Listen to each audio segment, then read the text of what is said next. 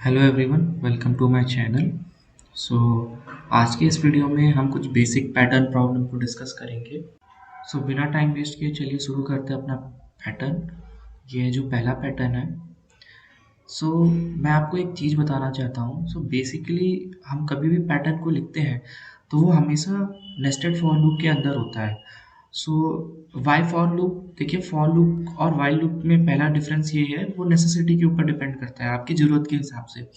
अगर आपको ये पता है कि हमारा जो एन की वैल्यू है, जो हमारा लूप है, वो कहाँ तक जाएगा, तो वो हम उसके लिए फॉर लूप को यूज़ करते हैं। अगर आप इस बारे में सर्टेन नहीं है कि हमारा लूप कहाँ तक चलेगा, तो उसके लिए वाइल लूप को यूज़ किया जाता है। इस पैटर्न के लिए पहले मैंने आई को जो है 1 से लेके एन तक चलाया और एन हमारा 5 की वैल्यू है, और जे को भी जो है मैं जे को 1 से लेके एन तक चलाऊंगा। इस केस में जो हमारा पैटर्न प्रिंट होगा, वो पैटर्न होगा एक स्क्वायर पैटर्न प्रिंट होगा। 5x5 का स्टार ग्रिड पैटर्न प्रिंट हो जाएगी अपनी, क्योंकि हमारा जो पहला लूप है वो i इक्वल टू 1 से लेके n तक चलेगा। जब i की वैल्यू 1 है तो वो j लूप में आएगा और j 1 से लेके n तक चलेगा, और 1 से लेके n पूरा चलने के बाद ही वो i2 अपडेट होगा। जब 1 पहला j पूरा लूप कंप्लीट होगा तो उसने ये पूरे हमें 5 स्टार पहली लाइन में प्रिंट करके दे दिए।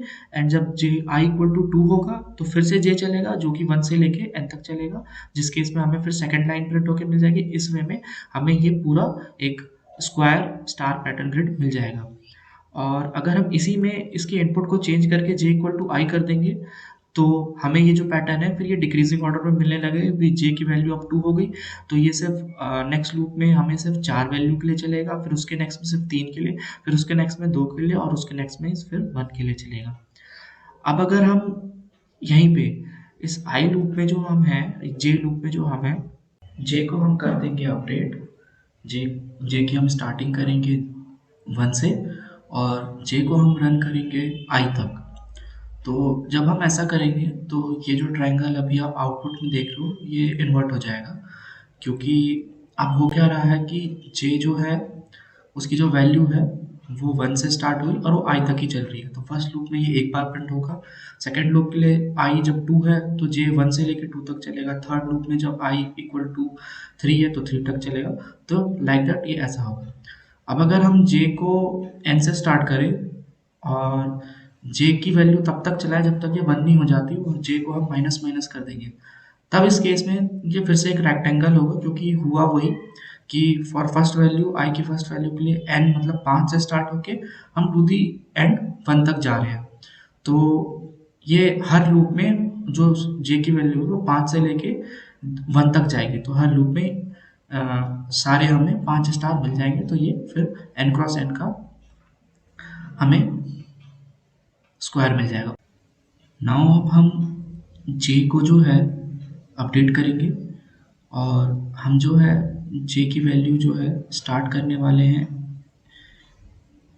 आई से, और जे चलेगा हमारा टिल एंड 1 तक, और जे माइनस माइनस करेंगे। इस केस में ये वाला ट्रायंगल जो है ये इन्वर्ट हो जाएगा और हमें ये वाला डिजायर्ड ट्रायंगल मिल जाएगा।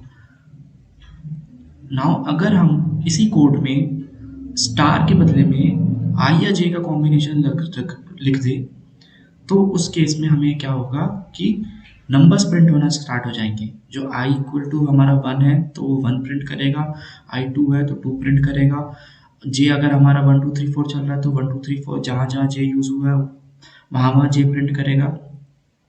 इस तरीके से हम इन कॉम्बिनेशन को भी देख सकते हैं कि अगर हम इंस्टेड ऑफ स्टार हम i या j लिख दें तो उसके अकॉर्डिंग ये आउटपुट भी प्रिंट करेगा। मैं यहाँ पे j लिखता हूँ और स्पेस दे देता हूँ, उसको रन करता हूँ तो यू कैन सी इसका आउटपुट i इक्वल टू 1 के लिए हमारा ये 1 प्रिंट हुआ। जब i इक्वल टू 2 है तो j वाला लूप 2 से लेके 1 तक चलेगा। इसलिए सेकेंड रो में i इक्वल टू 1 स्टार्ट हुआ था एंड देन वैसे ही चलते जाएगा। अगर मैंने इसको i से अपडेट कर दिया तो फर्स्ट के लिए हमारा 1 चला, देन सेकेंड के लिए 2 चला, एंड इसी तरीके से ही चलते रहेगा। आज के वीडियो में इतना ही, मिलते हैं अगले वीडियो में। Till then thank you and please subscribe my channel.